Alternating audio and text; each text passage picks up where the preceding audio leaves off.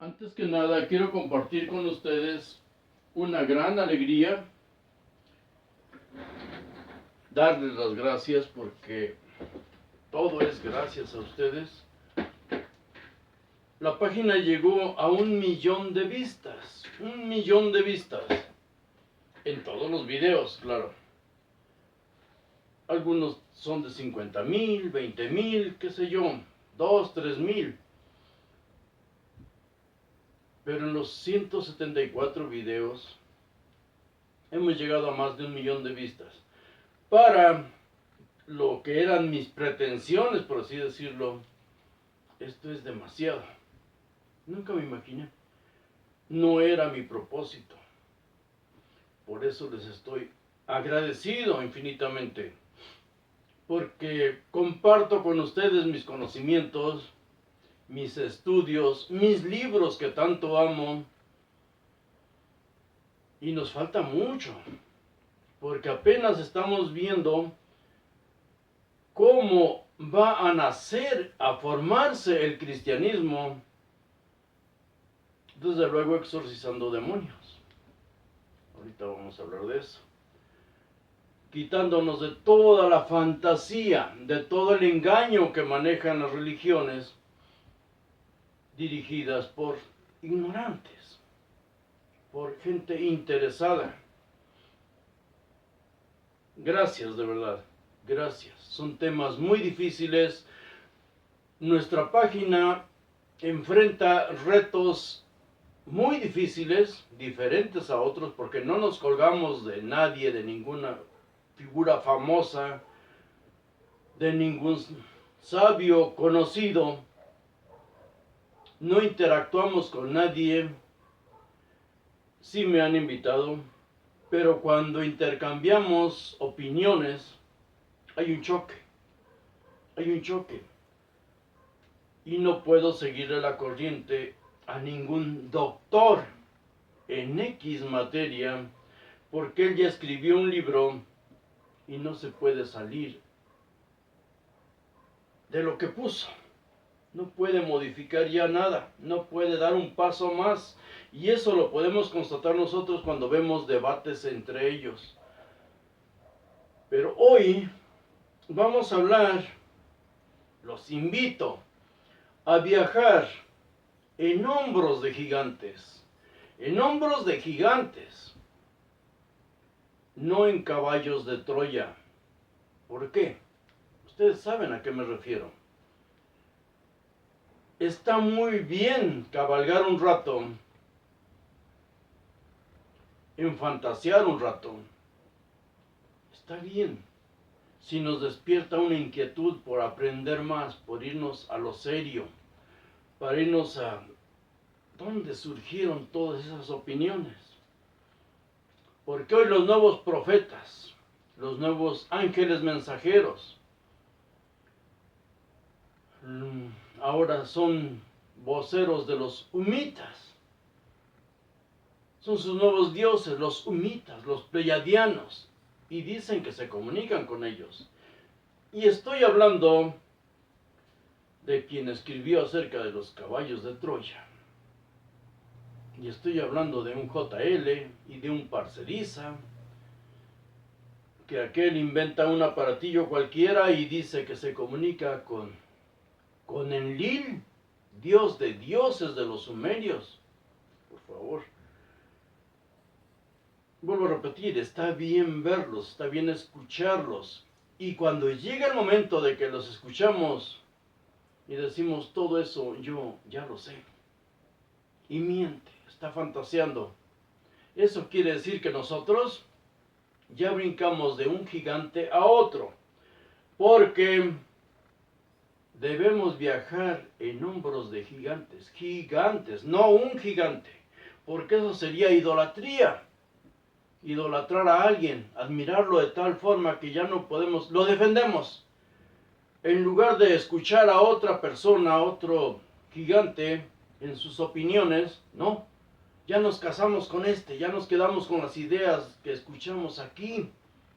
Y lo defendemos como si esa fuera la idea primaria de ese ser, de ese hombre. No, debatían entre ellos. Y de los filósofos griegos aprendieron los judíos. Uno tenía un conocimiento, otro tenía otro, o interpretaciones, como le llaman ellos, y debatían, debaten y presumen. Dicen, hay 2 judíos y 3 opiniones diferentes. ¿Y nosotros? ¿Cuándo? ¿Por qué nosotros seguimos en la idolatría? Eso significa adorar soquetes, adorar tontos. Debemos viajar de un gigante a otro, sus conocimientos de este, de aquel, y agradecerles a todos, porque eso hicieron los filósofos. Un visionario, un verdadero profeta, un verdadero visionario,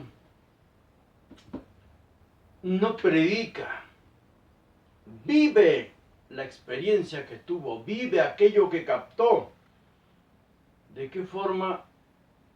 No lo sabemos, pero algunos hemos tenido experiencias fuera de toda razón. Yo las he tenido. Y eso me ha llevado a estudiar, no de atontarme. En cuanto nace el cristianismo, los tiempos de la guerra, la primera guerra de judíos contra romanos, hubo un profeta. Precisamente se llamaba también Jesús. Todos tenían nombres griegos, todos. Es una cultura helena, como dice Joseph Ratzinger. El cristianismo nace de los helenos, de filósofos. Debemos dejar nosotros la idolatría. Vamos de los hombros de un gigante a otro, a otro, a otro, para llegar a nuestro propio conocimiento. Con él vamos a vivir. Les decía, un místico vive su experiencia y muere por ella. Ese Jesús, y ya hablé de él en un video anterior, así lo despellejaran, porque lo azotaron hasta despellejarlo, no dejó de suplicar, de llorar más bien por Jerusalén. Al último, cuando fue herido por una piedra, ya en la guerra, dijo, ay de mí, porque él clamaba, ay de Jerusalén. Él había visto la destrucción. También, y esto aparece en la historia, hemos visto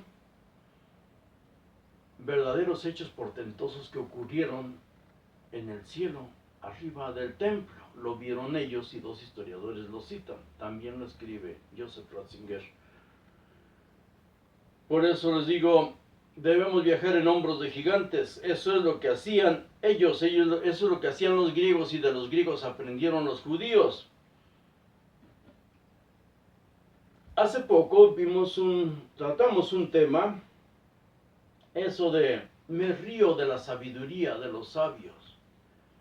El primer contacto que tuvieron los judíos fue antes del cristianismo, y fue precisamente el choque de culturas. Primero los persas fueron los que les enseñaron a creer en un solo Dios. Los egipcios también, desde luego. Creer en un solo Dios, en un solo Creador. Y los obligaron. Y los persas les construyeron su templo. Los judíos no construyeron ni un solo templo. Ni uno solo. Solo el mítico, porque nadie sabe si existió o no. En la historia no aparece, de Salomón. De ahí en fuera, sus templos se los han construido otros. Se los construyó Persia, se los construyó Roma, le construyó ciudades, y estos echaron a perder todo, absolutamente todo. Pero volvemos a lo mismo. ¿A qué sabios odiaban ellos? ¿A quiénes le llamaban sabios?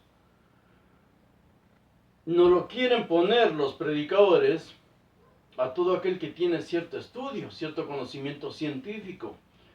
Si bien ya había astrónomos y habían calculado incluso la redondez de la Tierra, vamos a hablar de eso en el siguiente video, ellos le llamaban sabios porque ellos hablaban griego, no hablaban hebreo. En los tiempos de Jesús no hablaban hebreo. Escribían en esa letra, pero era el arameo. Ellos hablaban arameo. Y si Jesús viene de Galilea, y si Jesús fue formado en Galilea, y si Jesús convivía con ricos y poderosos, como nos lo relata la Biblia, debió convivir hablando en griego. No es como dice Mario Sabán, no es como dice Antonio Piñero, que no hablaba griego, que no escribían en griego, que no leía griego. Por favor, si convivía con ellos y con publicanos, no con cualquier griego, no con cualquier romano, debió dominar ese idioma. Pues en esos tiempos le llamaban sabios a los sofistas. La evolución del pensamiento, amor a la sabiduría, la evolución fue primero, los primeros que se pusieron a razonar en esto, aprendiendo de los egipcios, espero que lleguemos a estudiarlos, fueron los naturistas o naturalistas. Ellos buscaban el origen de todo, de qué se formó, Tales de Mileto, el agua. Otro dijo el fuego. Otro dijo 4 elementos. Y uno, Parménides dijo, Demócrito dijo el átomo. El átomo. Él, Parménides dice el ser, no sabemos qué, el ser. Buscaban el arjé, el principio, el origen de todo. Pero después vinieron otro grupo de filósofos y debatían con ellos, porque estos eran teocráticos. Habían leído a Heródoto y habían leído a otros escritores griegos anteriores a ellos, cientos de años. Y estos filósofos teocráticos decían que un Dios, un nous, un conocimiento supremo, es el que había creado todo, es el que había dado origen a todo. O los dioses en conjunto. Ese mismo pensamiento es el que viene en la Biblia. Elohim, nadie sabe, ni Mauro Viglino, nadie sabe qué significa esa palabra, por eso lo ponen tal cual. Elohim, Eloah, el ser, el uno, dicen otros. Pero después crecieron las ciudades, las guerras, el comercio, todo, crecen las ciudades, ciudades-estado en Grecia. Y viene un grupo nuevo, los humanistas. Para esto, estos seres se reunían en las plazas, se reunían en los pórticos, se reunían en X lugar para debatir, para dialogar, para aprender unos de otros, que es lo que debemos hacer nosotros. Aprender unos de otros. Eso es avanzar en el conocimiento y eso hacemos en las universidades. Aprendemos un poco de todas las ciencias hasta que elegimos a cuál nos vamos a dirigir. Surgieron los humanistas y para ellos ni los dioses ni la naturaleza no lo podemos entender. Los humanistas pusieron al hombre, al ser humano, como lo más importante. No es el origen de todo, desde luego, no es el origen de todo. Pero es lo único que nos importa. No los dioses. ¿Por qué? Porque entre esos filósofos humanistas hubo varias doctrinas, hubo varias corrientes. Los epicúreos, los estoicos y los cínicos. Y de todos ellos también aprendieron el último grupo, que fue conocido como los sofistas. ¿Por qué sofistas? Sofía es otra palabra con la que se conoce a la sabiduría. Si nosotros leemos el libro Sabiduría en una Biblia católica, desde luego, vemos que es filosofía griega y punto. El libro de sabiduría es filosofía griega. Y estos sofistas, ¿o cuál es la conclusión a que llegan todos ellos? Lo primero que hicieron fue exorcizar demonios. Porque demonios, en griego, no en español, en griego, daimons, con esa palabra se significaba lo mismo a los dioses que a los demonios. Son genios, son pensamientos, son ideas. Yo expulso demonios cuando digo, hey. Por eso en la Biblia dicen, dime tu nombre. Baal. Ok, voy a expulsarte ese demonio. Mira, Baal es un mito creado en tierras cananeas, los fenicios, Cartago sobre todo, y caminó ese ser hasta Egipto, y caminó a otras tierras ese mito, esa creencia, porque tenía buen rollo. Quienes crearon, inventaron eso, lo conformaron con buena erudición, como dice Joseph Ratzinger. Lo llenaron de una erudición oscura para que la gente vulgar, pobre, humilde, no lo pudiera entender. Para ellos es un dios, era un dios. Si tienen otra creencia, entonces este es un demonio y aquel es un dios. Siempre el dualismo, todo eso lo vamos a ver. Los sofistas expulsaban demonios porque eran odiados precisamente por sus doctrinas. Te explicaban de dónde venían todos los mitos, quién los había inventado. Pero te enseñaban también, por ende, a no temer a la muerte, porque es inminente. Y no temer a los dioses, porque son inventados. Y te decían, ¿quién los inventó? Porque el origen, el principio de todo, ni hoy mismo los científicos lo saben. Nadie lo sabe. Nadie lo sabe. Son teorías. Todos son teorías. Entonces ellos predicaban o enseñaban a vivir. Ellos se enfocaron en el ser humano y que viviera sin miedo a los dioses. Sin miedo a los dioses. Y sin miedo a la muerte. Sobre todo los estoicos. Pero los sofistas, sabios, ahí viene la palabra, los sabios, formaron escuelas y empezaron a cobrar primero por enseñar. O sea, ellos ya cobraban por enseñar. Palabras que después repite Pablo. Por eso nosotros debemos ver cuando la Biblia o frases bíblicas están interactuando con la filosofía griega. ¿Dice acaso el buey que trilla no es digno de su alimento? Oye, era un viejo vividor, pero vamos a llegar cómo y cuándo se enfrentó él a los mismos filósofos.